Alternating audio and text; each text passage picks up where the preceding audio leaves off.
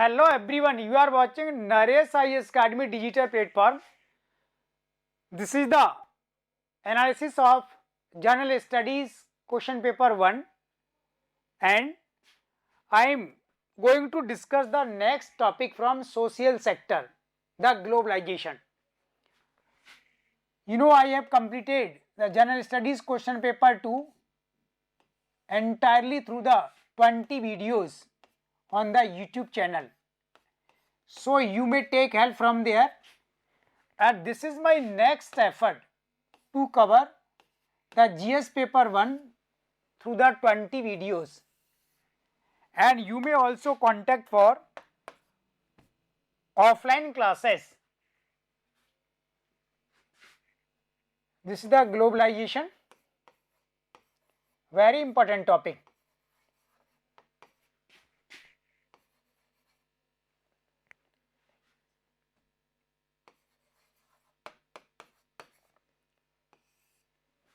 And I will explain its two dimension. One is far reaching impacts,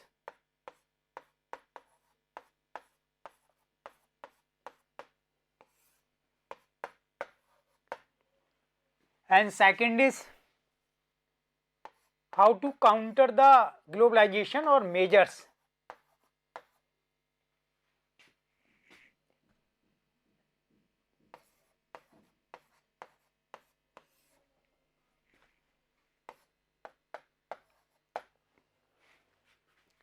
Okay.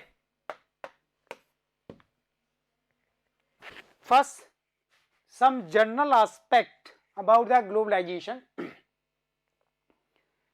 Is globalization a political process, economic process, or a cultural aspect? Is still a debatable question among the scholars and the politicians.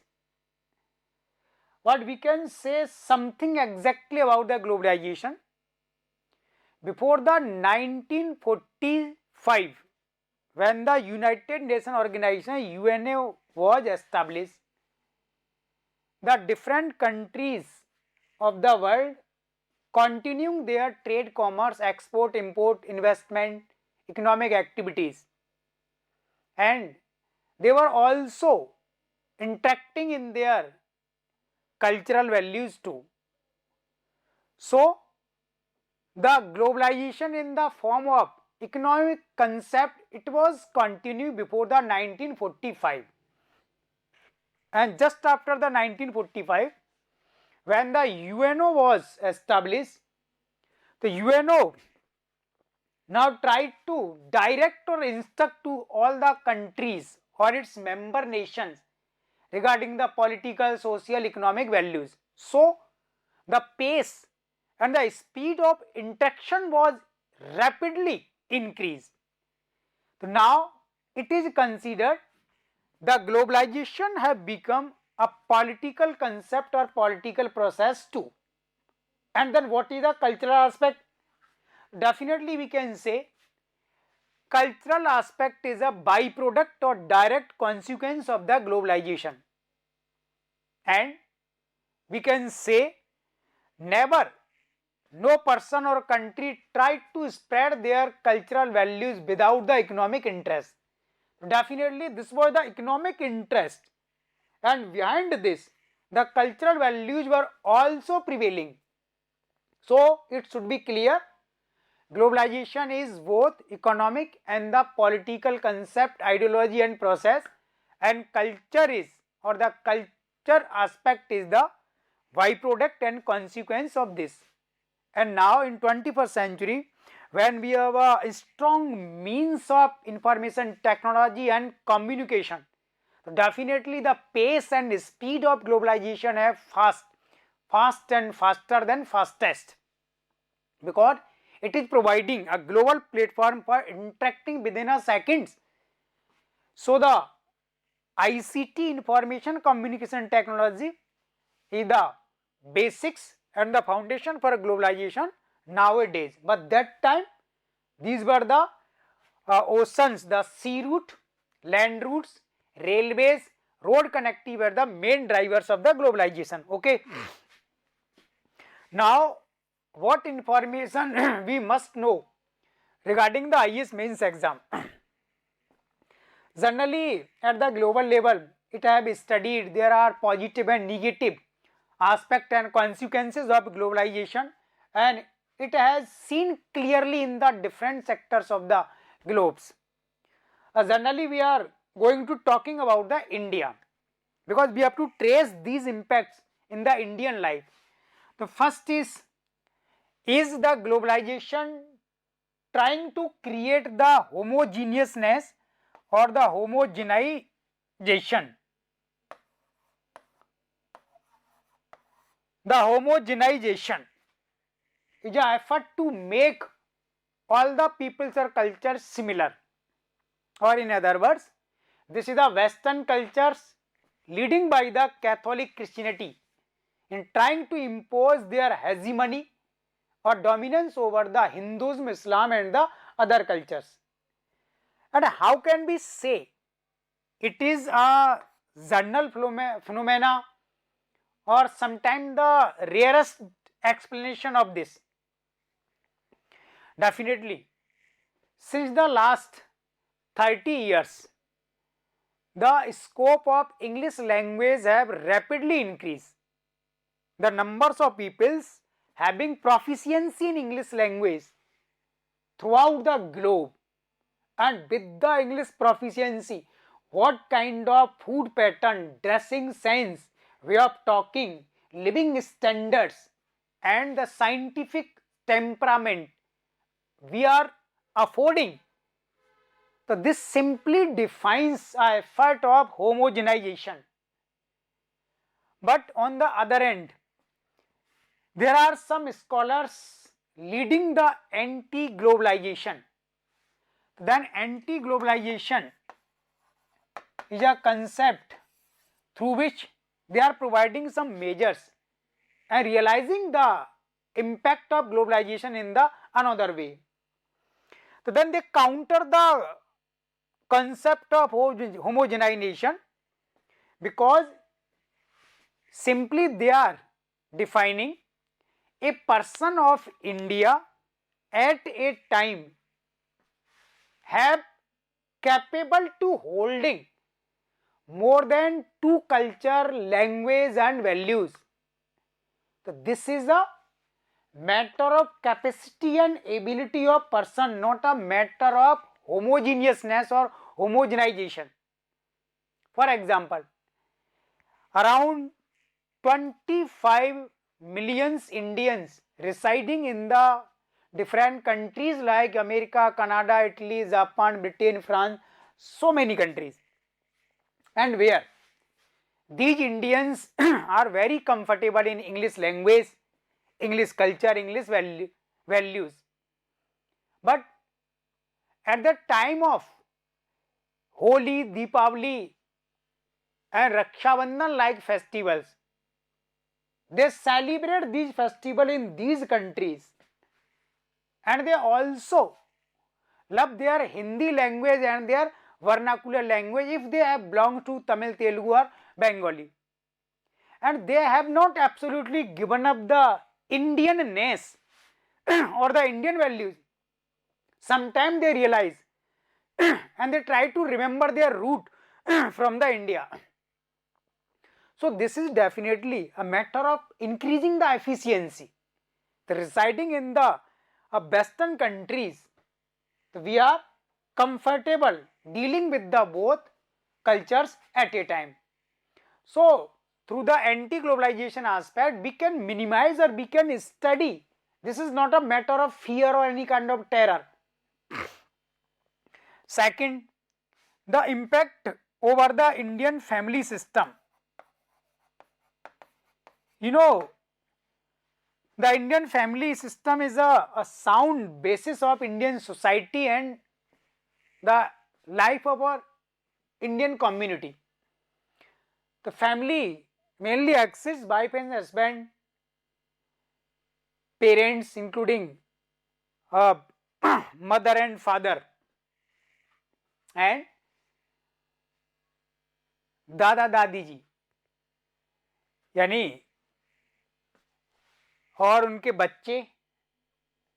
So this is the concept of family. But when we study the family system under the globalization, so the Western culture dominates in the nuclear family system than the joint family system.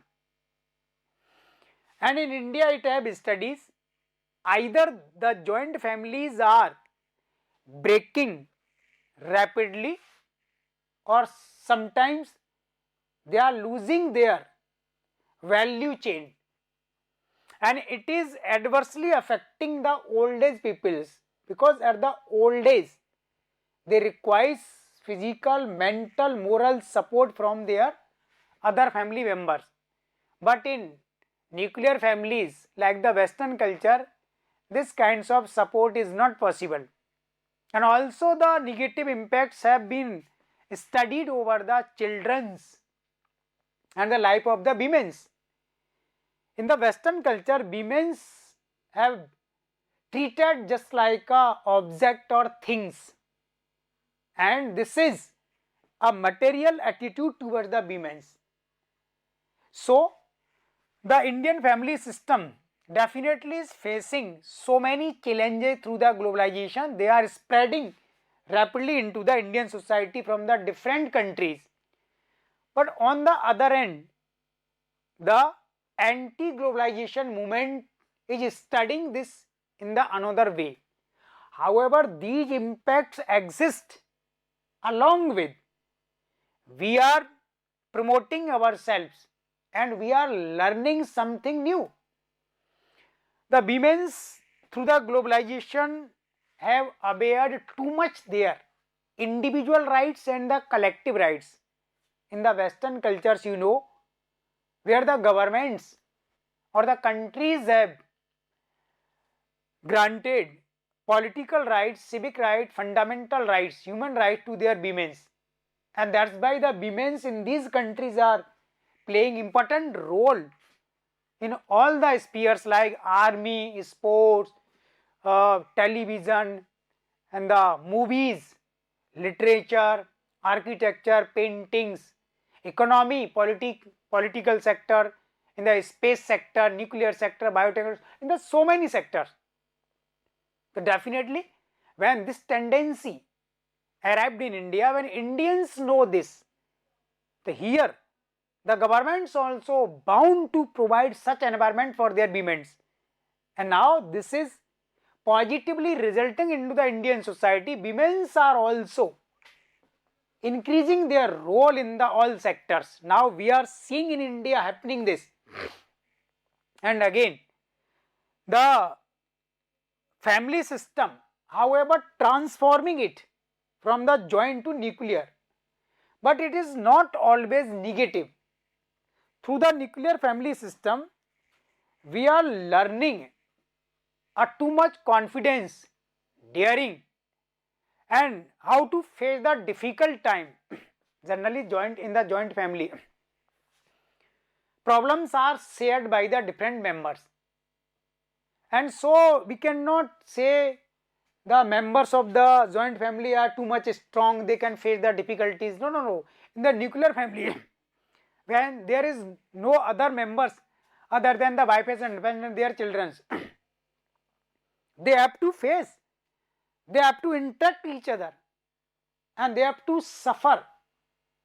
Definitely it is increasing their ability, capacity and proficiency in the different areas.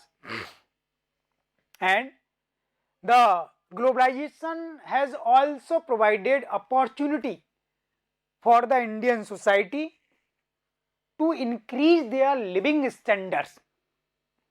When India is interacting too much, so we are learning the value or concept of sanitation and providing fresh water to the all peoples, housing for all, medical and health facility to the all peoples, and education to all.